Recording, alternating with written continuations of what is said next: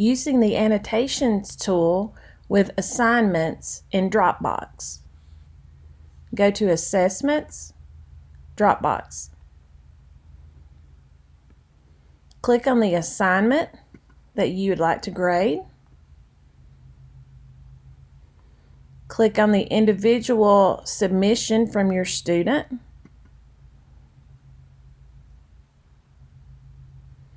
And a window will appear with the document in it and the annotation menu at the top. Let's look at the top menu bar. From left to right, we have a document view first. If we click it, we see we can go to different views of the document. We have thumbnails, which lets you see different pages. We also have outline view. If you required an outline be submitted with the paper, then you would go to outline view. We'll stick with thumbnails. You can move from page to page with the next tool. You can see how many pages are included. Next is page layout. So you can choose the mode in which you are viewing the page. So 1 page at a time, 2 pages up. You can choose how you transition between pages. So am I going to go scroll down or am I going to go page by page? Next up is the pan mode indicated by the small hand. I'm going to skip that for just a moment. I'm going to come back to it. After the pan mode are zoom out and zoom in buttons.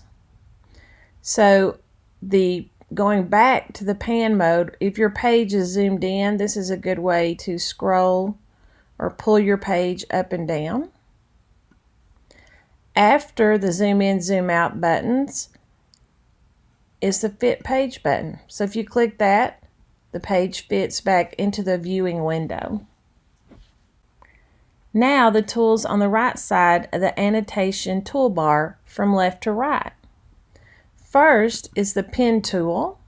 So you can choose a pen form of writing. You can adjust the color.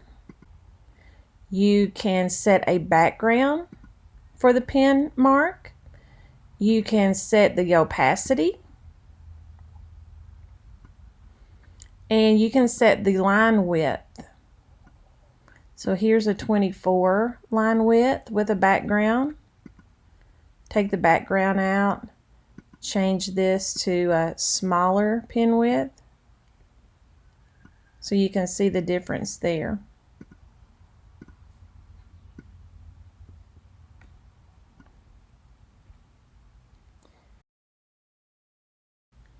You can use the pan tool to come over and click on an annotation and delete it.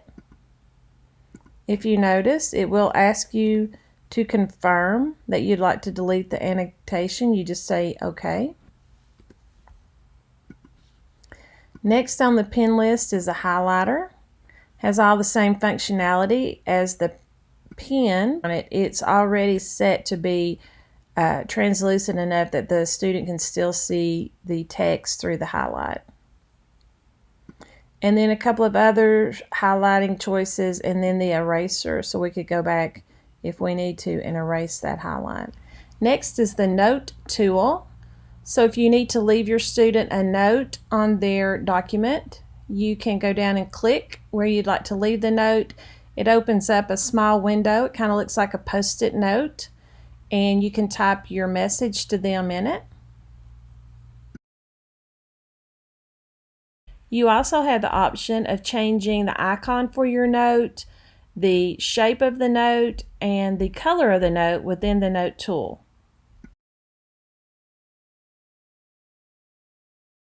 Next on the toolbar is the text box tool. When you activate it, it gives you choices to change the color of the text, add a highlight, change the font size, etc. but you go to your document and click on the document to open the text box and type in your note to your students. Next on the toolbar is the arrow tool. You click it. It has a menu. You click and drag on the paper to create one, and the menu bar is very similar to the text and to the note bar with different colors and shapes and line widths that you can create.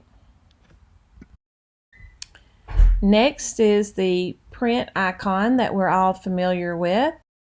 And next to the print icon is a search document box. So if we click on it, we can type in a word or a phrase that we would like to locate throughout the document. And if you notice in the text of the document, the word is found and highlighted for our reference. After the search document button are the download and toggle to full screen mode buttons. At this point, we're ready to either share this with our students, or we could choose to save draft.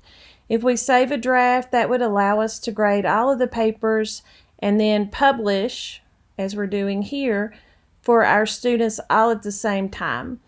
Once we publish, it will go automatically to the grade book, and we come back to submissions,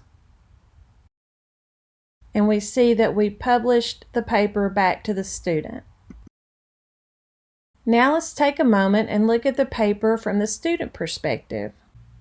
Now we're looking from the student perspective. We follow much the same path, going to assessments and Dropbox. But now as the student looks over his list of submissions, he sees that indeed he has one that's been evaluated and he has some unread remarks. So we're going to go ahead and click that. And then now we move to view inline feedback. And we see the paper marked up with the notations we've made. When they click on the little icons for our notes, they can read our notes. And that is how you use annotation with Dropbox submissions. Remember that the submission must be in a Word or PDF format, and that none of the illustrations or drawings on the screen would be readable by a screen reader. So if you do have a student that utilizes a screen reader, we need to be mindful of that.